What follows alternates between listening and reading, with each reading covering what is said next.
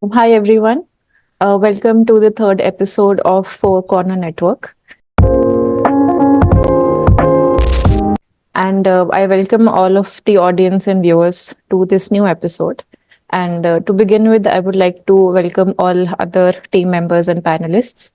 We have Shrita with us, Dimple and Debolina. I think the viewers will be already familiar with all of these people. But in case if we have any new viewers, so just for their simplicity, I would like to tell a brief about all the panelists. So we have Ms. Shrita Nair.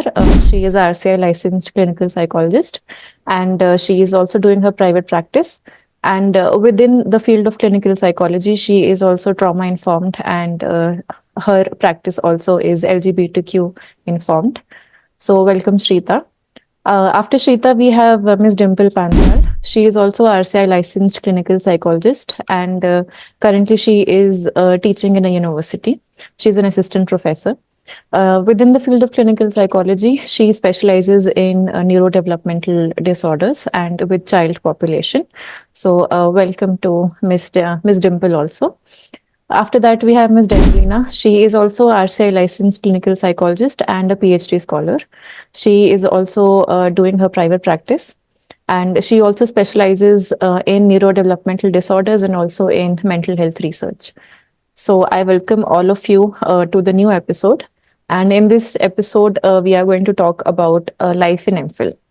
The reason why we are speaking about this is because in the previous episodes, we have spoken about what it really takes to become a psychologist, what is the basic qualification a person needs to have, what are the other different type of psychologists that are there, what are the other streams, and how do we really pursue different fields within psychology. So, in this particular episode, we will only be speaking about how to become a clinical psychologist. That is, you can do that. The current guidelines is that you can do it if you have an MPhil in clinical psychology. Of course, there are some changes that are going on. The nomenclature is being changed. But till now, it is that you must do a MPhil in clinical psychology. And I would like to tell the viewers that MPhil is continued till 2025 to 2026. So all the documents that we are referring to and whatever we are saying, everything will be linked in the description box. So all of you can go and check that out. So we will begin by asking all our panelists basically about what are the different universities that are there which are offering MPhil currently. Okay, so can Debolina help us to understand that what are the different universities Yeah, that are offering MPhil in clinical psychology currently? yes, sure. So there are, I think, many universities and hospital-based setups are there currently. I think the list is way too long for me to remember and tell. And I will always tell the viewers that updated list is always there in the RCI website. So if you have some tiny time, you have any queries, see which university is providing which course, not only MPhil, even PDCP and other courses, you can anytime visit the RCI website.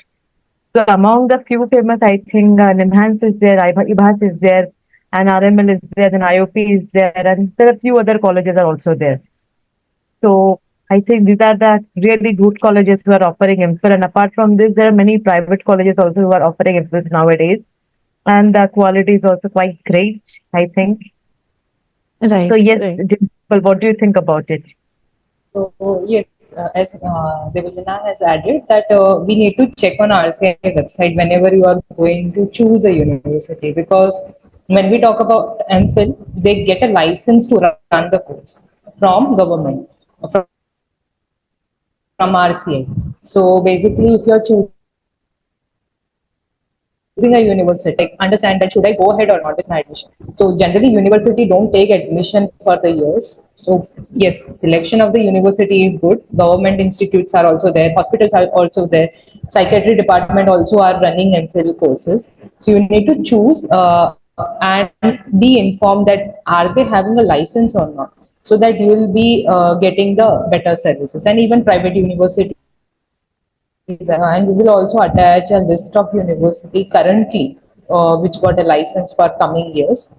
So that would be from my part. Yes. Right, right. Like Dimple and Deblina have rightly said that the list keeps on getting updated each year. So it's not like if one university has got the license, it's going to forever run the course. So you get different licenses depending on 5-year license, 2-year license, and so on. Or sometimes you don't get a license also. So each year the list keeps on getting updated. So the viewers can check the current list that we have pinned in the description box. So you can check that. For future, you can also go to the website and check for their updated list. Yeah, so that is there. Now, within the different colleges and universities and hospitals that are offering MPhil, we broadly have two distinctions. One is places where it is university-based setup, and the other are places where it's hospital-based setup. So, Shreepa, can you help us understand a bit about what might happen in a university-based setup MPhil program?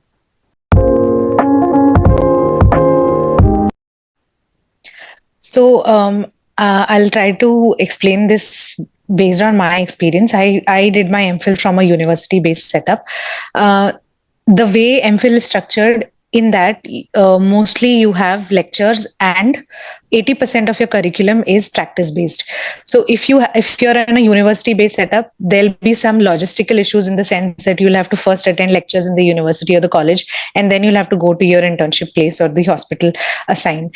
It becomes easier in terms of travel and access, because if it is a hospital setup, you have an inbuilt system of lectures where in the morning you attend punch in, you give your attendance, you attend your lectures, and then after that you go ahead and you immediately visit the OPD and then the IPDs, etc. And then you have your practice based sessions as well.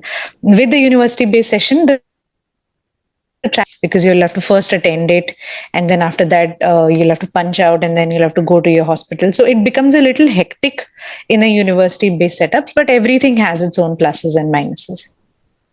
Right, right. I think it also depends where the hospitals, like the collaboration hospital, where they're like how much, what is the distance between the university and the hospital the university is having collaboration with. So what Shrita said, I agree with this because I have done my MPhil from a hospital-based setup. So yeah, it is actually quite easy because you just go in the upper floors, you attend your lectures, you come down and you do the OPDs and you discuss your cases. So everything, we get everything from a single place. So it really becomes easy. But also, I think having multiple collaboration can give a person, a student, a really good exposure to different kind of population also, which might not always be possible in a single hospital. Correct. Right. Dimple, would you like to add something? Even in my experience, I had a university-based setup. So yes, we used to travel. So logistics was one of the things that every university have their own understanding that this many hours they should go for a hospital, and after this you need to attend a theoretical lectures.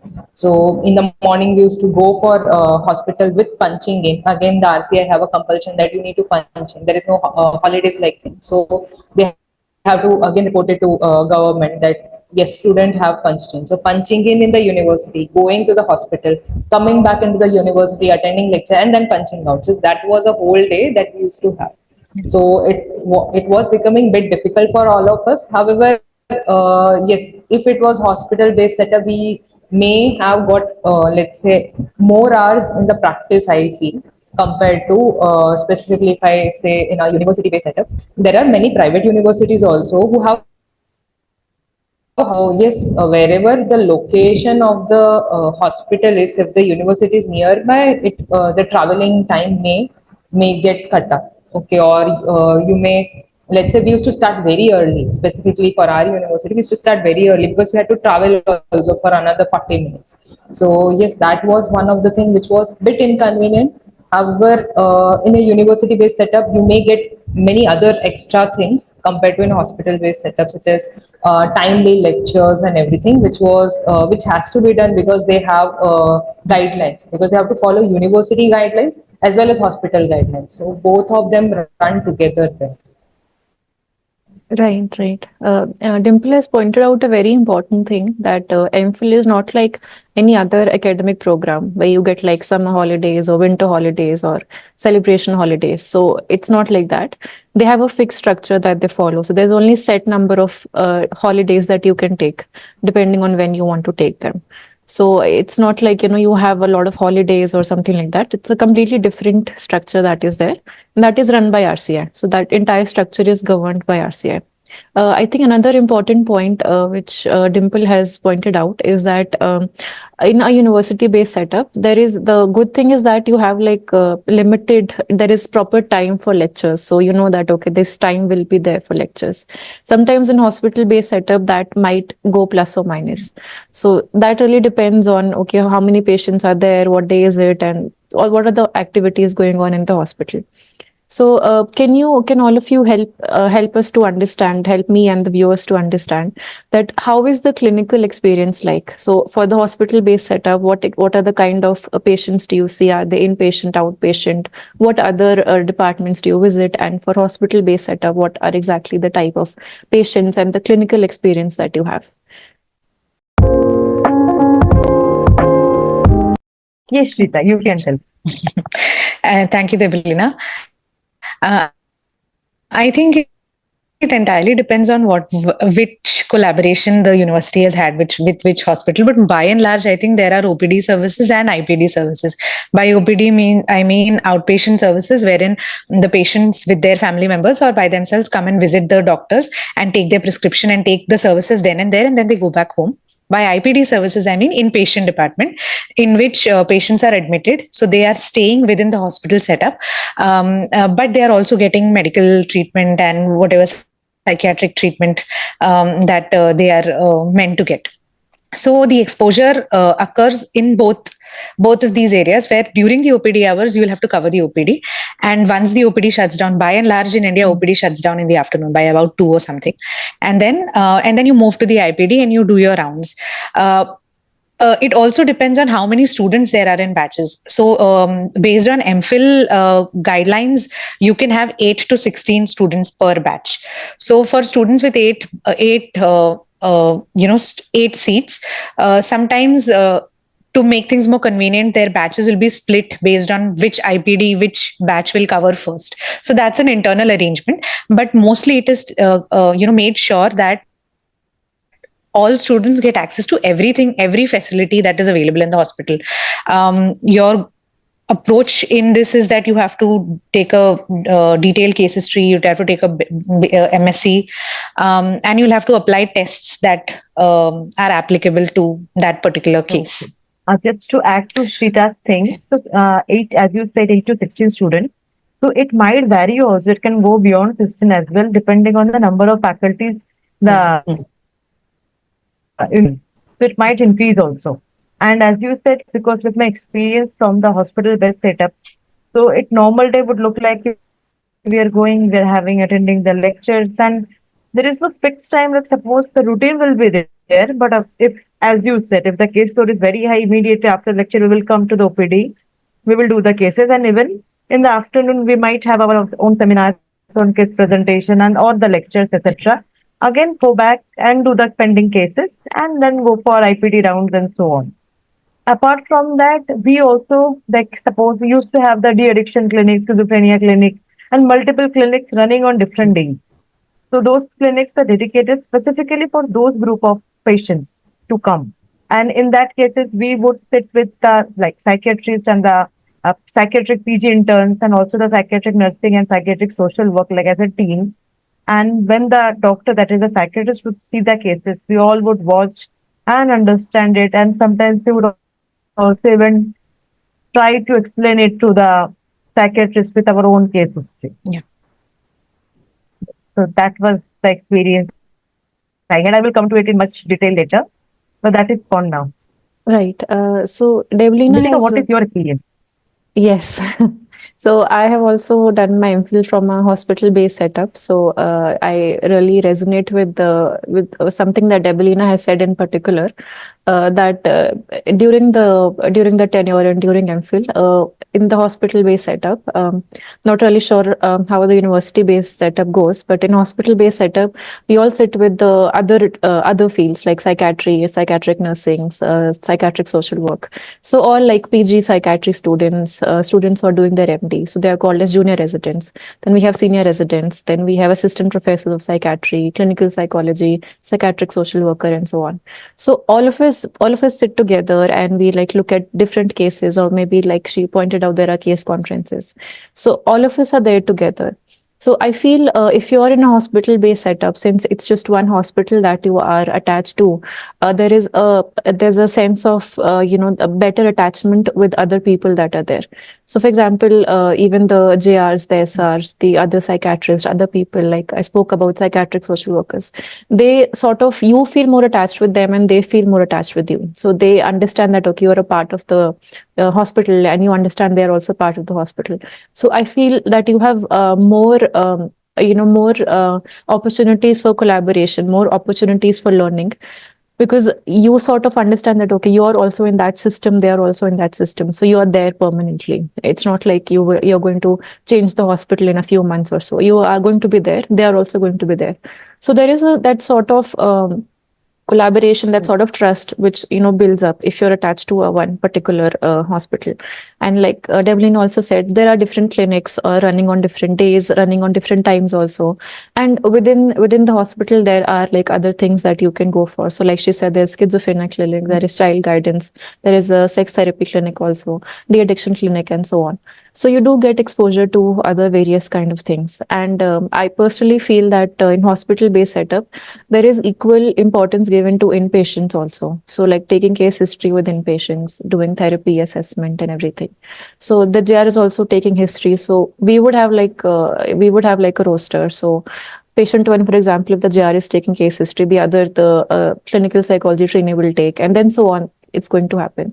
So you are there, you work with them in an equal way, you collaborate with them in an equal way, you are with them in rounds, and those kind of things happen. So that was my personal experience, and I would like to tell the viewers at this point that these are all our personal experience, and this is in no way like complete truth. So this is what we have experienced, and it is personalized for us. It is subjective. Somebody else might have different experiences, but we are basically discussing what we have experienced so far. Right. So now, since we have spoken about what experiences we had, and we spoke, there is a routine at large that is there that we can follow. So, can all of you help us to understand what would be the syllabus of MPhil like? So, is there like a fixed syllabus that is there, or do universities have different syllabus? So, largely, what is the syllabus and what is covered in that?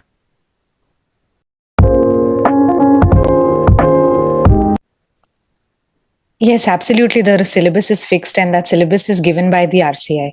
So, whichever university, whichever college, or whichever place or organization that you do your MPhil from, RCI MPhil from, the syllabus or the portion will be the one that is given by RCI, and it will not differ. The subjects and the content will not differ from university to university, because everything that the MPhil RCI program by RCA. The guidelines are very crystal clear. They're very out there, and it's not even that it is very secretive. It's very, very much out there in the open on the website, and there is no chance of any customization there. Yes, I agree with Shrita exactly, because there is already a particular syllabus given by RCI. Yes, currently I think 2016-17 syllabus which was regulated, that only we are following. It is Yes. available online also. So they have to stick to that syllabus specifically to run this program. Even for PDCP or other RCI courses, they have this particular course that they have to And I think it is structured in such a wonderful way, because you know that anybody that graduates from the MPhil RCA program has studied in a What standard manner, exactly? Yes, right? So that standardization is assured because the syllabus is very, very standard. that is Yeah. true. Right. So, for the ease of our viewers, we have linked the current syllabus also in the description box. So you can go and check that out. If there are any other updations on this, then of course you'll have to go check the RCI website, but the current syllabus has been linked in the description box. Okay, right. Now, since all of you have told us that what were your clinical experiences in MPhil, can you share a bit about what were your overall experiences with MPhil, both positive and negative?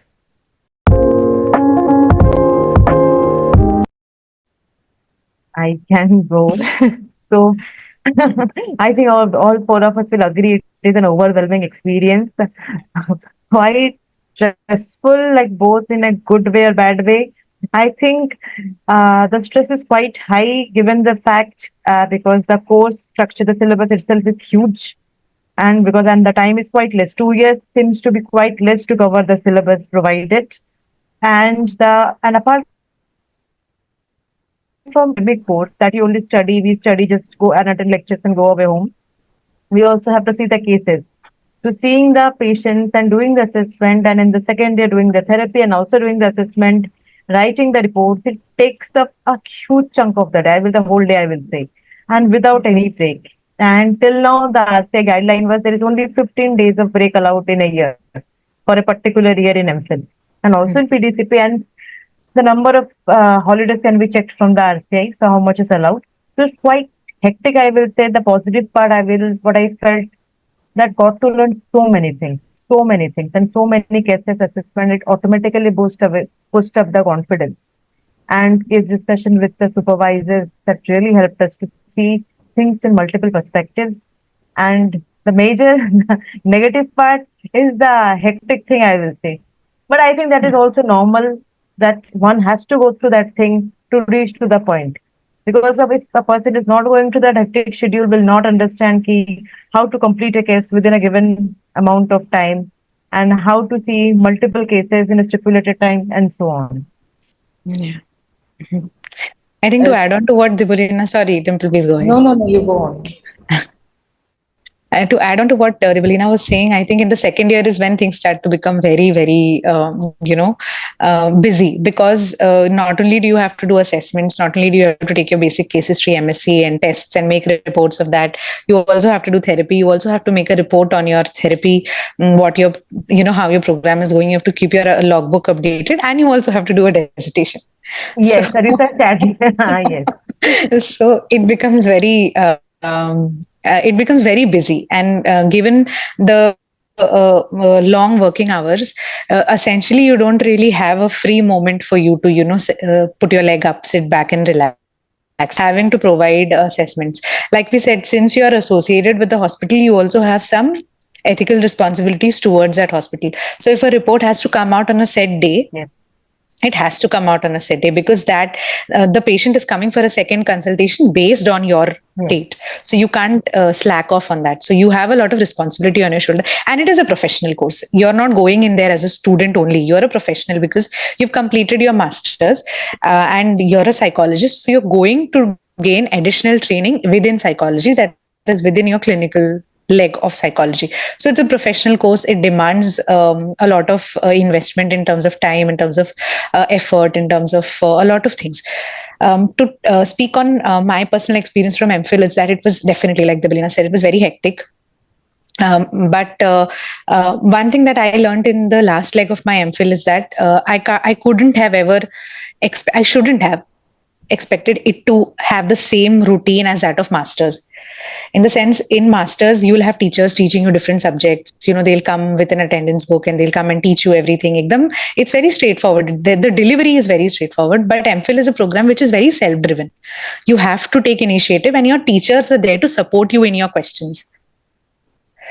So it has to come from within. That's something that took me and perhaps my batch also a very long time to understand. But it was in our effort when we started teaching. It was in our effort to help those students understand that this is essentially a self-driven course. You'll have to take initiatives. There aren't stipulated books that you must focus on only. You have to have diverse readings, and you'll have to do some allied studies also. Yeah. Very true. I think Shrita and Debulina have whatever experience that you shared, similar experience I also had, even in my MPhil. One thing that I learned in the initial days only, that like spoon feeded here. Okay, you have to do it on yourself. Is nobody taking charge of whatever you are doing? Okay, yes, you have to come up with the work that they have given. If you are not doing, so it's like let's say you are going into an organization for a work. Similarly, like that, you have to work. You have to give your work. You have to give your best, and you have to update yourself completely. Like coming up with your reading, how this case can be helped, discussing it with the supervisor. So you are constantly reporting either to psychiatrist, either to your supervisor, either to psychologist there or anything. So it is completely on you how much you will gain after that 2 years. If you are not doing anything, if you are not learning anything, at the end you are a blank slate. So yes, it is a professional course, which was, yes, for our batch also, it was very difficult to understand that, okay, how it will go and everything. And the next thing was dissertation, which was a bit hectic for me because we have to come up with the therapy reports, as well as my dissertation was intervention based. So I had to go regularly to give them intervention. It was not on a data collection base. So yes, it became very difficult, but at then we became resilient. Okay, this is how the workplace are, and we were ready. Basically, after MPhil, we were ready that how the workplace would be, and it never gave me any setback specifically entering the workplace. Okay, so you may have I a consultancy related job and everything. You may work as a freelancer also. 24/7 in a day you are working. Okay, because of that MPhil course, because of that MPhil degree, I was that resilient after my degree. So yes, we understand the ethical boundaries and many more things. There are pros and cons, but at the end, we'll be becoming the best professional. So that is I my take. totally Yes. agree with Dimple that resilience is something that will grow infinitely within a person. I think. Yeah, Nitika, what do you think? We I agree with all of you. would like I think all of us do agree it's a very stressful course. But something which Shrita pointed out very beautifully is that one must not go into it thinking that it's a academic course like your master's or bachelor's, because it's not. It's a practical course. So more than your academics, you have to focus on practical, like looking at the patients and doing your other necessary clinical duties. So it's completely different. Okay, like don't expect it. Like she rightly said, don't expect that regular classes are going on, teachers are coming and teaching, you go back home. It doesn't work like that. And if it's a hospital based, then it's even more of a shocker because you're actually going to the hospitals. There are no proper classrooms as such that you would have probably at bachelor's or master's level. So it's very different, and initially it might take time to adjust to that. So that itself also causes stress because it's a shocker for almost everyone, because all of us have the bachelor's and master's background, which is academic background, and then you step into MPhil. So of course, yes, that itself is a shocker, and then there are other things which all of you have spoken about. So yes, we can agree that it's definitely stressful, but just like Debelina and Dimple have said later on, it does build up on your resilience. So I agree that all of us have become more resilient after enduring the course. So And yes, it's also so humbling, no? Because yes, you think of yourself as so and so, and then MPhil makes you realize that you don't know anything. makes But you that's very the whole humble. point. Until unless you realize that you don't know anything, you will never have the spirit of learning. So Mhm. MPhil in my life was the most humbling experience. Right, I actually understood कि मुझे नहीं आता कुछ भी and I must learn. So the shocking part and plus the responsibility taking, it really prepares you to step into your workforce, step into the fraternity. right. So Yeah. I think in today's episode we have learned what basically is MPhil, what is the structure like, what is the syllabus, what exactly do you learn, what is the difference in hospital setup and university setup, and so on. So I would like to thank all the panelists for their time and for their insights into the course.